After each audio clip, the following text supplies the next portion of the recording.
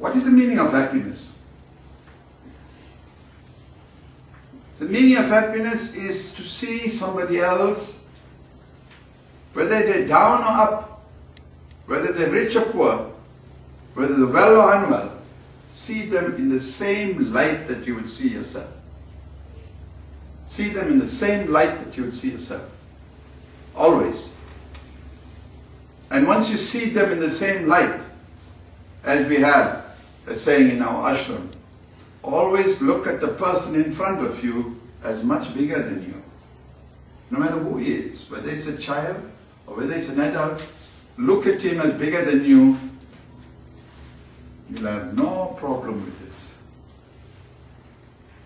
What is joy? Joy is part of Patanjali. It says, do not want what others have. Be joyful that they have it. Be happy that they have it. Be happy for them. And show them you're happy for them. Don't have envy. Envy is not part of this life. Envy is put into you. People teach you how to be envious. Your mother told you, don't like that uncle because he did this, this, this. And you grow up not liking that uncle, or that aunt, or that neighbor. We don't know that before we are taught that. This we know. We just need to enlighten to it. It is all there. It is within us.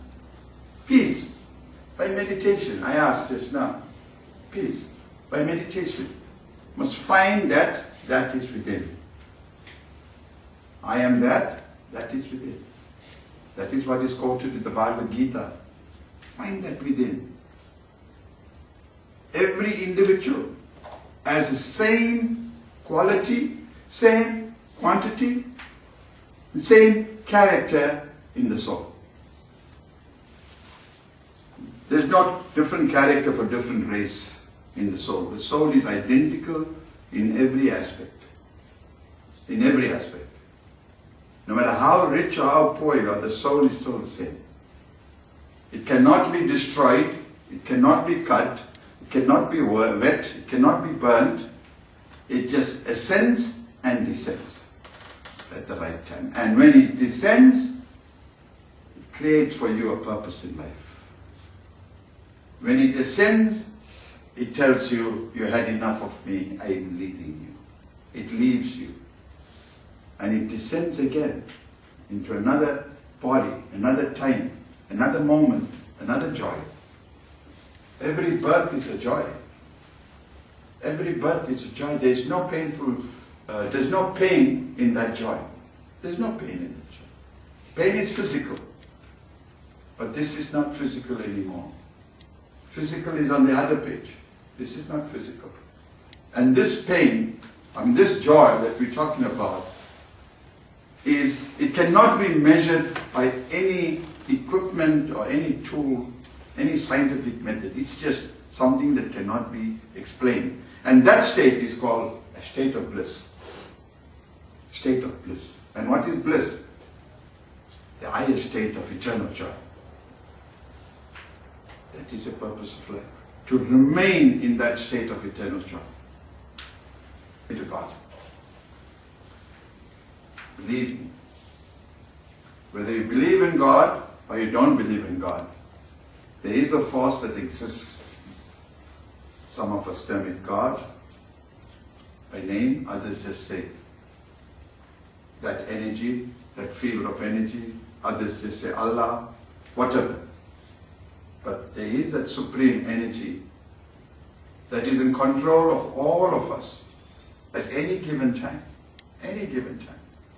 He is in control or she is in control of all of us.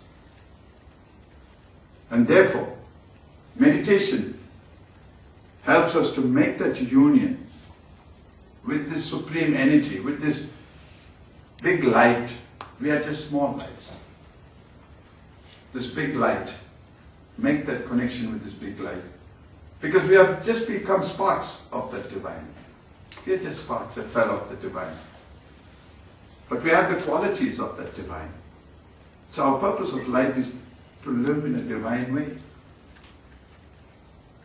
That is how we need to live, in a very, very divine way. Everything about us should be calm, calculated, and peaceful. When I say calculated, when you finish say something, the person you said it to should not be hurt at all. Should not be hurt at all. The person you said it to should welcome it. You must be so good in what you do that even if you tell him go to hell, he will look forward to going to hell. That is what you need to remember.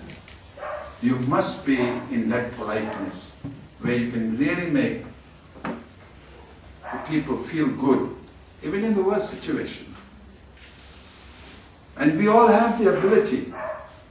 We all have the ability. None of you seated here don't have the ability. But many of you seated here did not put that switch on.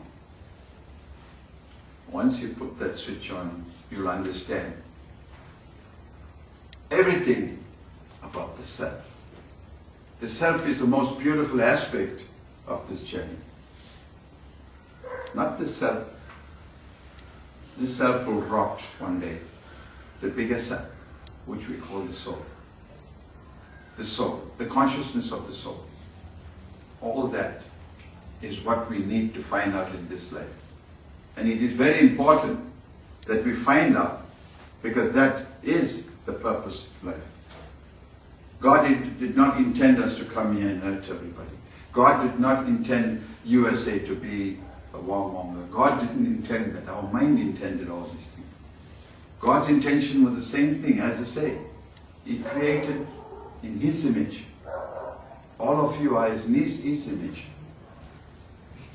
And we must live by His image. That means by divinity.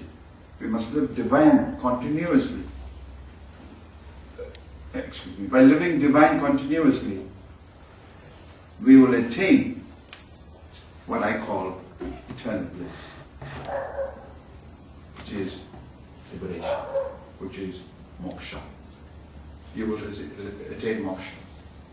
You might not attain it knowingly, but you will feel it knowingly, but unknowingly it will happen, and after a while you'll realize, this is what the purpose of life is.